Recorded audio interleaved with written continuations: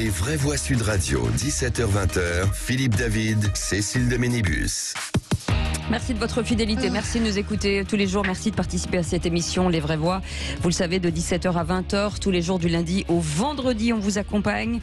On parle, on discute, on débat. Vous avez la parole 0826 300 300. Philippe Bilger est avec nous, comme tous les jours. Françoise de Goa est avec nous, François de Rugy est avec nous. Et tout de suite, le coup de projecteur.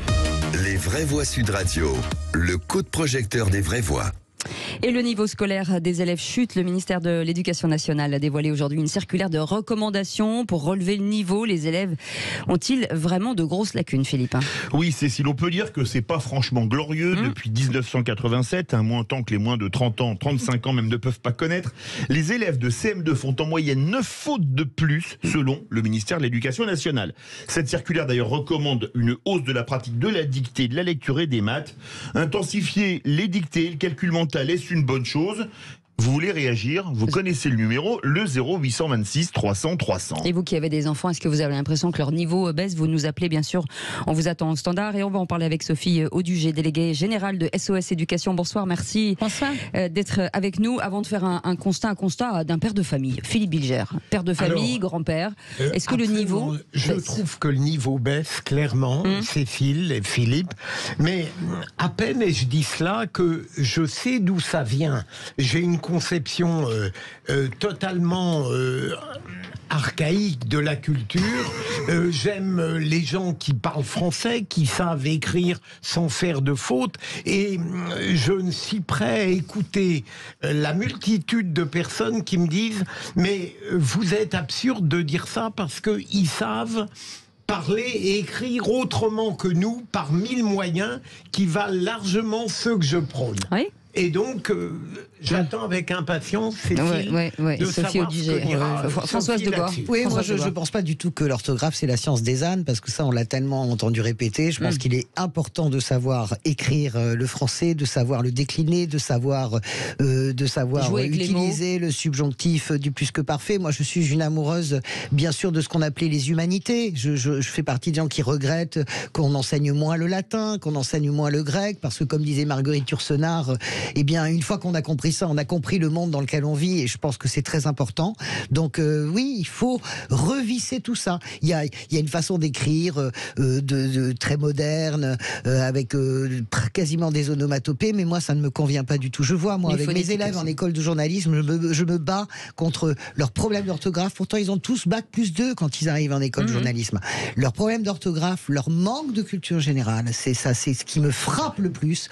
La culture générale, c'est pas simplement la science économique, le manque de connaissances littéraires, des gens qui arrivent, qui n'ont jamais lu Montaigne, ou à part sous forme de fiches, etc. On peut pas comprendre le monde dans lequel on vit sans la culture, et je pense que la culture peut être ludique. Je crois qu'on peut apprendre aux élèves à aimer se cultiver. Moi, j'avais un prof de latin en 6e, Monsieur Crétou, que je salue.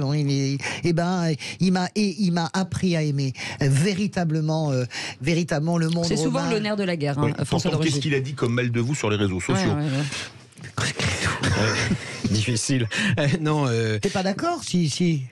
Non, je suis pas du tout en désaccord. J'essaye de répondre à la question qui est posée, savoir est-ce que le niveau baisse, est-ce que cette baisse de niveau en orthographe, là, ce qui est intéressant, c'est que c'est mesuré. Moi, j'aime bien que les choses soient mesurées. Moi, ce qui m'intéresse, c'est que vous, en tant que père de famille, voilà, c'est ça qui m'intéresse. Je dis ça quand même parce que souvent, il y a des on-dit, mais on ne sait pas ce qu'il en est réellement. Et là, malheureusement, on voit que les choses, et je le vois, moi, alors pour être concret, aussi avec mes enfants, et je leur jette pas la pierre, mais il y en a un en plus qui est encore en phase vraiment d'apprentissage, donc je me bats pour essayer de vraiment qu'il soit correct, enfin qu'il écrive correctement en orthographe, etc. Moi j'ai fait en plus des concours d'orthographe quand j'étais jeune, donc évidemment je suis sensible à cela. T'es pas d'accord que ça passe par le goût de la lecture, le goût de l'orthographe? Je pense, voilà, mais je voulais d'ailleurs embrayer là-dessus, si je peux dire, en disant que je pense que c'est pas non plus avec la nostalgie d'une école mythifiée d'autrefois, les hussards noirs, bien sûr, même si mon grand-père était instituteur, déjà dans les années 30. Donc je veux dire, pour moi, c'est une figure formidable et tout ça. Mais pour autant, je pense qu'il faut qu'on réussisse à trouver ce que certains pays ont, semble-t-il, réussi à faire, comme la Finlande ou d'autres, mais aussi des pays en Asie, que le niveau remonte, parce qu'il faut faire remonter le niveau de savoir de nos enfants et des élèves, et pas que en orthographe ou que en culture générale, mais aussi en maths, y compris. Moi, je suis moins matheux, mais il faut aussi qu'on relève le niveau, ou en sciences, et qu'on réussisse à le faire sans doute avec des nouvelles méthodes pédagogiques, avec ce que nous donnent les sciences de l'éducation, car ça existe. Les sciences cognitives, que ce soit pas juste des choses où il vaut mieux faire ci ou vaut mieux faire ça, puis qu'on ait des grands débats sur, vous vous souvenez à une époque, le syllabique ou la méthode globale pour apprendre la lecture. Oui, il y a des réalités derrière, mais surtout qu'on essaye d'avoir des méthodes un peu scientifiques pour améliorer le niveau de nos enfants. Et Sophie Auduget est avec nous, déléguée générale de SOS Éducation. On parle de calcul mental, dans la voix du ministre de l'Éducation nationale, et le retour de la dictée. Est-ce que ce sont des points importants, justement, pour la pédagogie et pour apprendre Alors, le ministre revient sur tout, à peu près. C'est-à-dire qu'il réintègre la dictée, réintègre de la lecture, avec des textes qui sont d'au moins 1000 mots. Il refait 2 heures de français par jour, c'est-à-dire, en gros, c'est des programmes qu'on trouvait dans les années 60, très clair.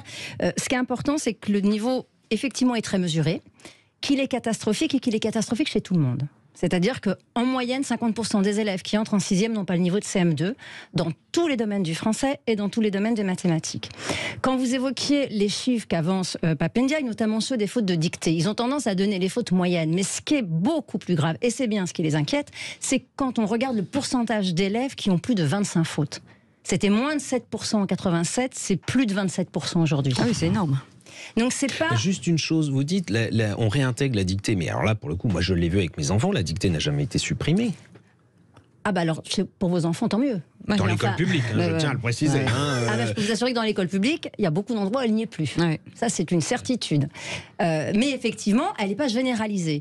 Le problème qui se pose aujourd'hui, c'est qu'effectivement, on a, par idéologie politique, voulu déconstruire des systèmes qui fonctionnaient pour en remettre d'autres sans avoir de suivi des résultats. Aujourd'hui, le suivi des résultats, il s'impose à nous. C'est qu'on a effectivement un déclassement vraiment du niveau des élèves et qui se retrouve aujourd'hui chez les adultes. Et c'est notamment ce qui a été signifié en novembre dernier, quand les recteurs d'académie ont alerté sur les résultats au concours de professeurs des écoles de diplômés Bac+5, dont les recteurs ont dit qu'ils étaient catastrophés. Exactement ce que dit François, c'est-à-dire qu'il n'y a pas d'éducation, de culture générale, il n'y a pas d'éducation littéraire. Donc on se retrouve avec des élèves, des Bac+5 qui se présentent au concours de professeurs des écoles et qui l'ont avec des fois des 3 ou 4 en mathématiques, qui ne sont pas capables de repérer, de distinguer un pronom d'un déterminant, qui ne sont pas capables de distinguer dans une phrase un peu plus complexe un verbe, et qui ne sont pas capables de définir chancelant, par exemple. Et c'est pour ça que chancelant. Si, pas capable de définir chancelant. Et les références. Mais c'est quoi, c'est la chancelant française, c'est ça? Non, mais c'est... Et ce que disait François... Non, mais François, ce que vous disiez, c'est très très vrai. C'est-à-dire qu'en plus, les recteurs insistent sur exactement la culture littéraire et vraiment, ils disent... les références, c'est Netflix, c'est les séries. Il faut lire. Et Laura, voilà. Donc, si vous voulez... voilà, exactement. Et si vous voulez, le problème, c'est qu'aujourd'hui, ce sont eux qui vont prendre en charge nos enfants pour les instruire. Donc effectivement, il y a un gros problème. Et un gros problème, c'est que le niveau est très bas. Les professeurs qui vont arriver, pour le peu qui vont entrer sur le marché pour prendre en charge les élèves, n'ont pas non plus le niveau, et qu'il faut effectivement mettre en place des méthodes qui sont des méthodes éprouvées. Alors évidemment nourries des sciences de l'éducation, qui ont finalement... plutôt confirmé que ce que faisaient les instituteurs qui avaient un bon niveau académique et puis le sens de l'enseignement faisait d'une manière très intuitive et naturelle.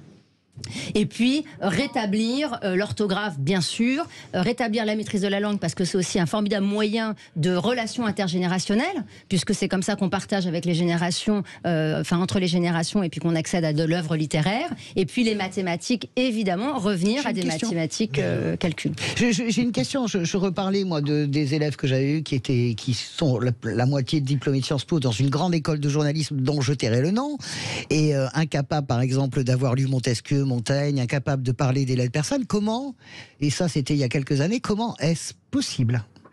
C'est une question que je vous pose. Comment est-ce possible?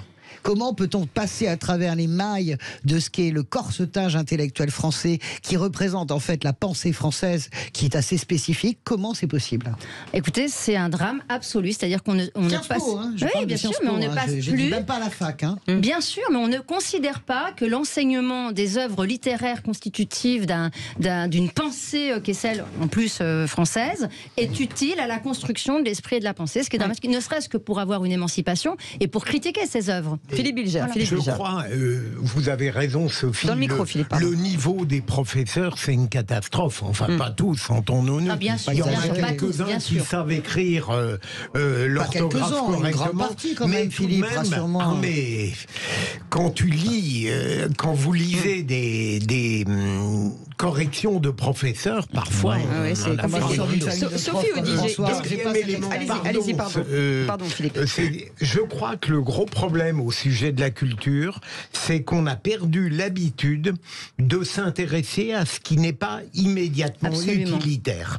Je le vois dans mon Institut de la Parole, pardon de faire cette référence, mais des grands patrons sont capables de faire un discours improvisé, et encore, sur leur activité professionnelle, mais quand je les interroge sur une pensée d'un grand auteur, ils sont incapables de me sortir. Et pourtant, ce sont des gens brillants. Tout ce qui n'est plus utilitaire aujourd'hui n'intéresse plus. Oui, c'est la guerre entre les sciences dures et les sciences humaines. Je suis d'accord avec François de Rugy, une réaction, peut-être. Oui, je voulais réagir sur ce qui était dit tout à l'heure, en disant la référence aujourd'hui, c'est Netflix. Oui, aujourd'hui, il y a une hyper présence des écrans, et c'est pas simplement la télévision, c'est tous les appareils que tous les enfants ont, y compris dans leur chambre, y compris quand ils vont se coucher au lit et qu'ils les regardent tard le soir alors qu'ils devraient dormir. Mais pour autant, moi, je pense qu'il y a des enseignants qui le font et qu'il faut savoir aussi se saisir des choses de notre époque. Si on dit aux enfants Netflix, je veux jamais en entendre parler, enfin peu importe la marque, les séries, je veux jamais en entendre parler, les films, c'est pas de la culture, ça. Alors que moi, je vois par exemple les légendes nordiques. Il y a la mythologie grecque, il y a la mythologie nordique. Thor, c'est un personnage de comics par ailleurs, de Marvel, et il y a des films à gros budget américains, etc. Bon, les enfants voient ça. Si on peut les amener, mais il faut faire ce travail. Et ça, il n'y a que l'école qui peut le faire. Ça et parce que même les familles, on ne peut pas demander à toutes les familles de faire ce travail. Si l'école fait ce travail-là, mais en partant de ce qui a déjà intéressé les enfants, je pense que là, on peut relever le niveau. Une toute petite réponse, Sophie, parce qu'on a un auditeur qui attend. La réponse, c'est attention, la remarque qu'ont fait les recteurs d'académie, c'est pas de dire qu'ils fassent ces références avec Marvel, comme vous l'évoquez, c'est que quand eux, en tant que professeurs des écoles, en tant que Bac+5, on leur demande de faire des références littéraires, ils ne sont pas capables d'en faire. C'est ça. Vous voyez ?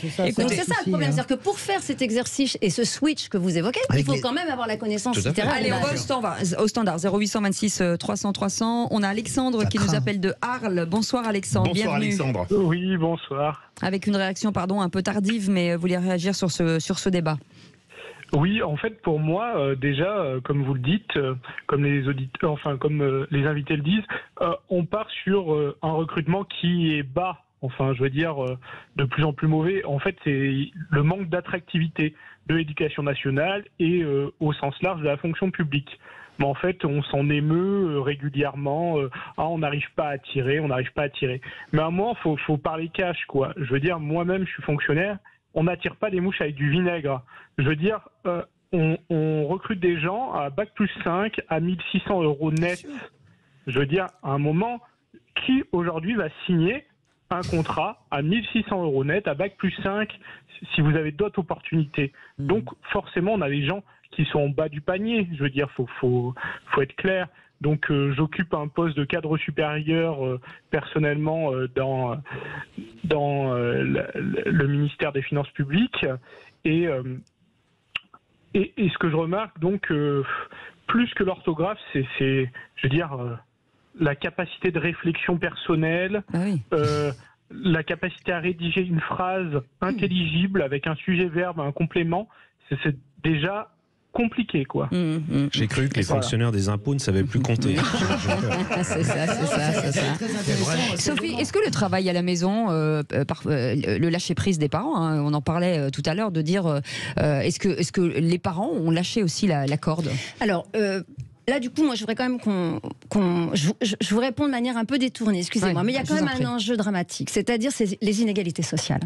C'est-à-dire que monsieur expose très bien la maîtrise de la langue, le fait de retrouver la forme des mots, distinguer les différentes natures de mots, etc.